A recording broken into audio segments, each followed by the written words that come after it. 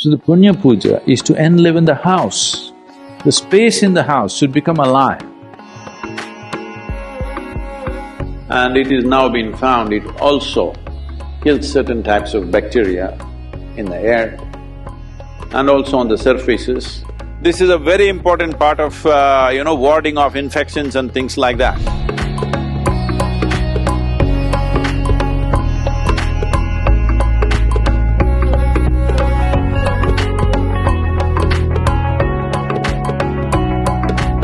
In Indian culture, there is a whole attention to the shape and size of the room in which you live, because the shape and size of the room in some way, if it is not heavily ventilated, when I say heavily ventilated, from both sides two walls are open and it's happening, then it feels almost like outdoor. That's different. Most homes are not made this way. So, different shapes and sizes kind of create different kinds of energy structures. These energy structures can, if they become very strong, can determine your psychological and emotional state, which either can be conducive or can become an impediment in who you want to be.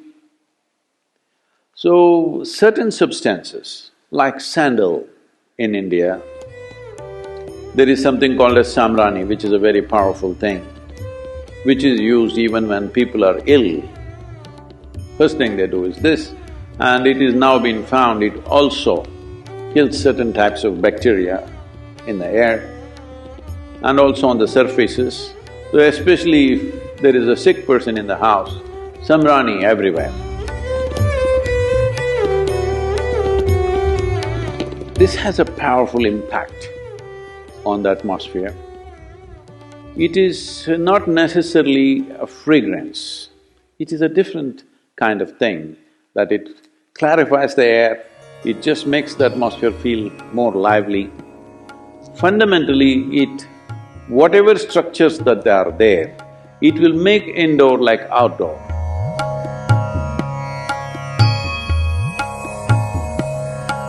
Just mild samrani in the house will make it feel like, though you're indoors, the feeling is of outdoors because it's an unstructured space. Especially if death happens in the family, samrani is burnt for up to 11 to 12 days because they want to clear that air completely.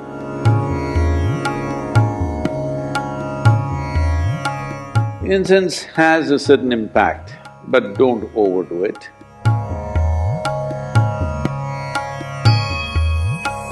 One can use it in a sensible manner, but these days incense is being made with chemical stuff.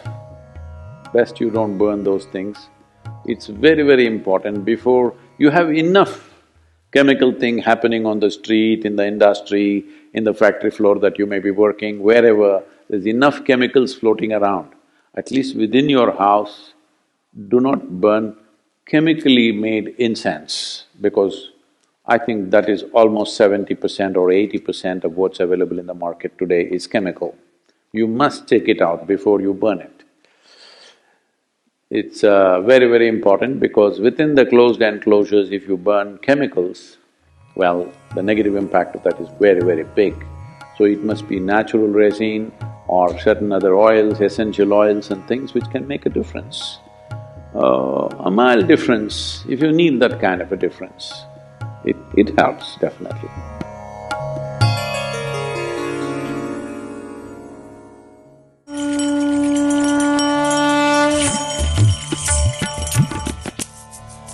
So generally in the yogic culture, in the yogic sciences, we look at life as a composition of 5 basic elements: earth, fire, water, wind and space.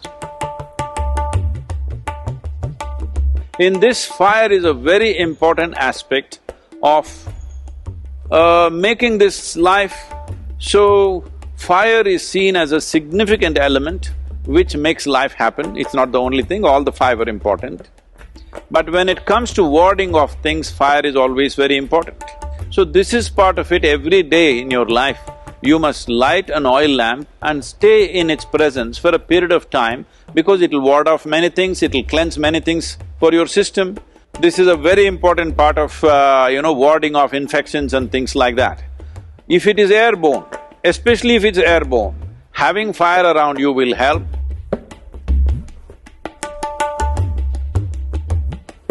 There must be some kind of a lamp burning around you somewhere close by.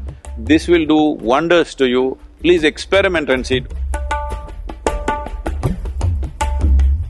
If you sleep, if you can find a safe place in your room where a small oil lamp is burning, you will see it'll make a lot of difference for you. Just being in the presence of that fire makes a big difference. The science of yoga clearly establishes this, and we know this by our experience.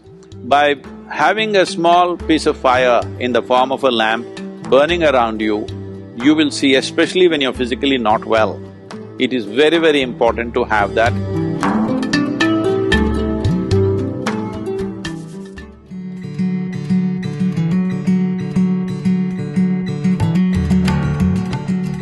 You know what's punya?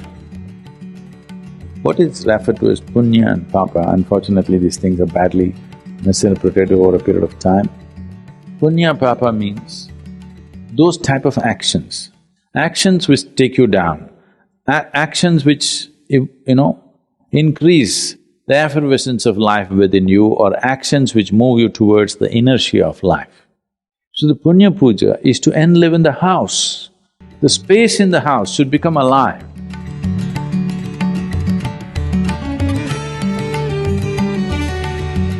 If you have lived in such a way in your home that every moment you're on with love and light within you, then no punya puja would be needed. But today you have built homes which are so large, it's very difficult to make them alive just by living. If you just had a one-room house and you lived in great sense of love and joy, you can easily keep it very alive. But today your house has 10, 15 enclosures. It's very difficult for any human being to keep it alive. Once in a way, if you do not enliven it, slowly if you enter certain parts of your home, you will see it feels like a coffin. So punya puja once in a way, at least once a year, would light it up. That is, you have the space around you alive and it supports you. So punya puja is a way of consecrating your home, entire home, every part of it, so that there is some sense of aliveness and energy.